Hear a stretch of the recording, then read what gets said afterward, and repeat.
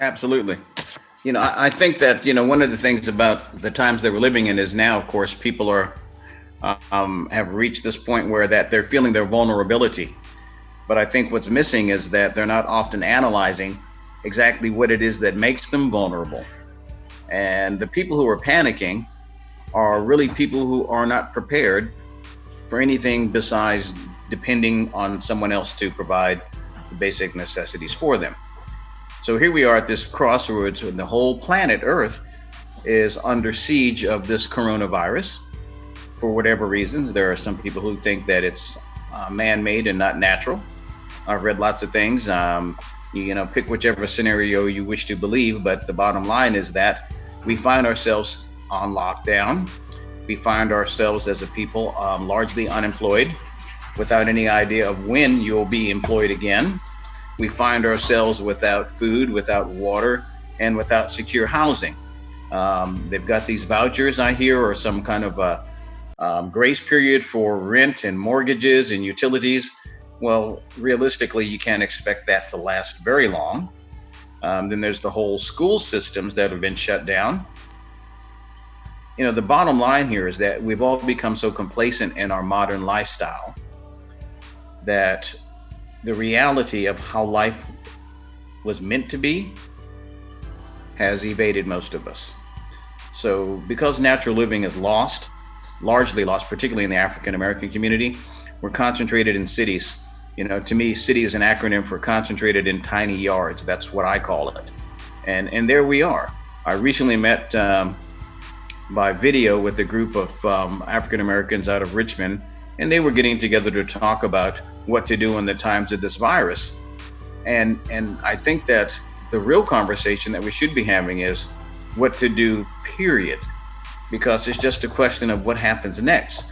So the real question behind this is, how prepared are you to take care of your family? Food, clothing, and shelter. Food, clothing, and shelter. If you do not control those three things, you are a slave. It's pretty simple. You are a slave. Whether you're a slave as a high-paid slave to the system, with Mercedes-Benz and timeshare and Disney World, or your own private jet or a ski boat or whatever, you're still a slave when it comes down to it. So the whole world is pretty much on lockdown. Everyone's wondering what's going to happen. And the biggest crisis that people are worried about is economics. And I think we need to see that as a symptom and really as the disease of our time, because we should be really more concerned about why we're dependent and how we can make that paradigm shift. I think this is the creator's wake-up call. I think that the creator is saying, I'm kind of tired of where you've been treating the planet. It's time for a change. This is a good time. I'm going to shake things up. And it's a wake-up call. And we need to think about how to make ourselves less dependent in the long term. And we really need to question if capitalism, particularly corporate style capitalism, is the way to go. And I maintain that it is not. Much of the problems that we're experiencing as a civilization are based on decisions that were made in the interest of corporate capitalism. But certainly, I think everyone should be questioning, how did they get themselves into such a predicament to be so dependent? Because this is a short window of time. If this goes on for 6 or 8 more months and people aren't able to go back to work, you can imagine how terrible things can become and will become. An angry mob, a hungry mob is an angry mob. And I think we're going to have hungry people.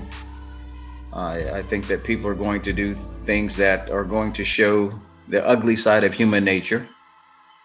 And that's not something that makes me very happy.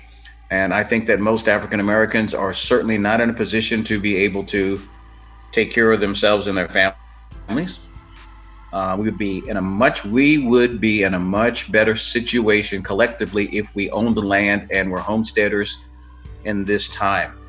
If we had a home and a garden and wood stoves and None of this is going backwards. Some people say we need to go back to the old ways. I think that's really a bad way to look at it. We need to go, it's not going backwards. You need to move forward into the new way, because what we're doing now is the way of slavery. It's just a slick packaging of slavery. It's sad, but we are mostly overly dependent and economically repressed Negroes living in the 21st century. And we're still looking for massa to bail us out. And I say good luck with that one. The United States is bankrupt anyway, so they can print all this money. What's the end result of that going to be? The money's not backed by anything.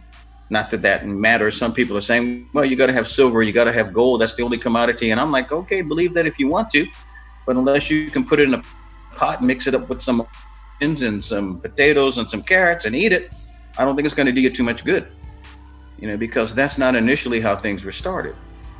So here we are. We're at this crossroads. Well, what do we do? If the stores continue to have bare shelves, and I'm pretty sure you're experiencing some of that where you are, you go to and the shelves are bare.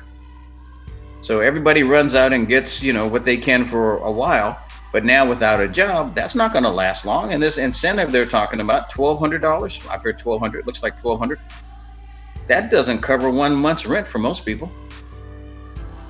So if they can't pay the rent and they are unemployed and their children are at home, and now we're going to have people using more electricity because they're asking people to use electronic devices to do their homework.